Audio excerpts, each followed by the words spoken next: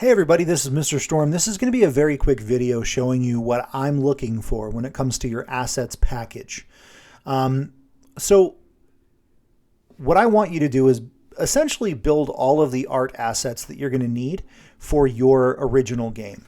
I've listed all of the assets here so that it's easy to see what you should be building. First, I want your main character. Now, if you've completed the character sheet from last week, then you should have your main character already built. So that first one's already checked off. Next, you need some kind of enemy. Now, this enemy should have, later on, we're going to add animations into our game. We're not doing that yet. We'll work on that next term.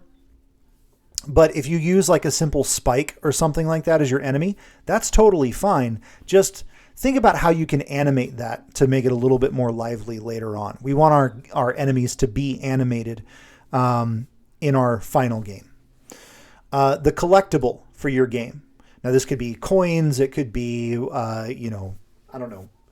blobs of goo, whatever your collectible, the thing that your character is going to be picking up.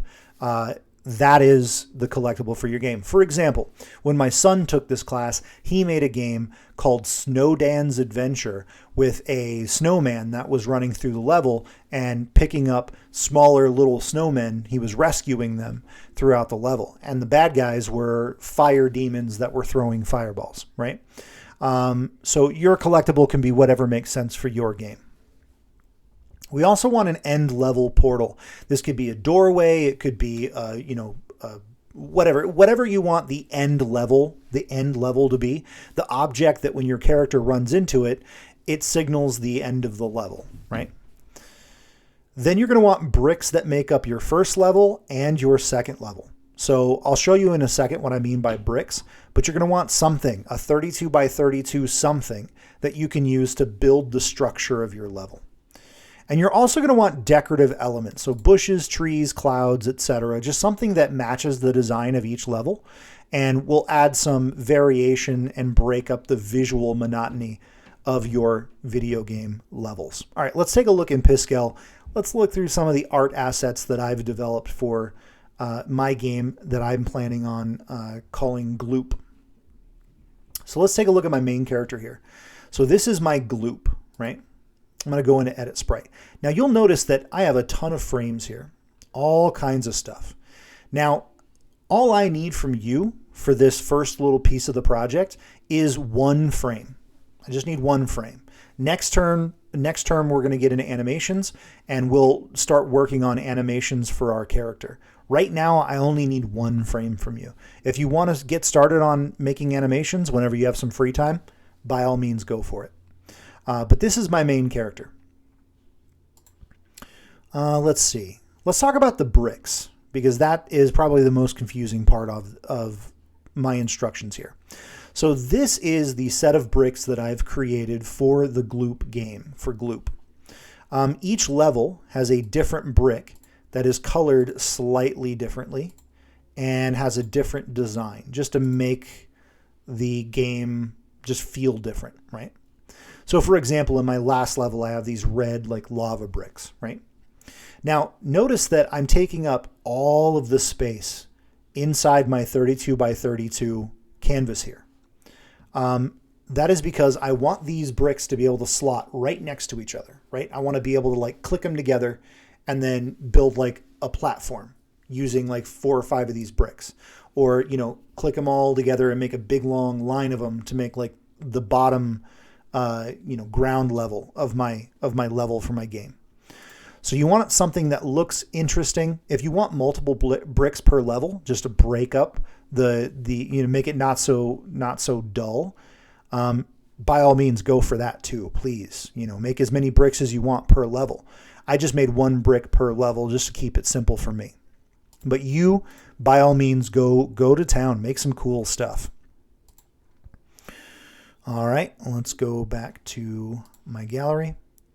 Now, decorations. You can do stuff like, like hills and bushes and clouds that you can put in the background of your game to make it more interesting. Think about Super Mario Brothers, right?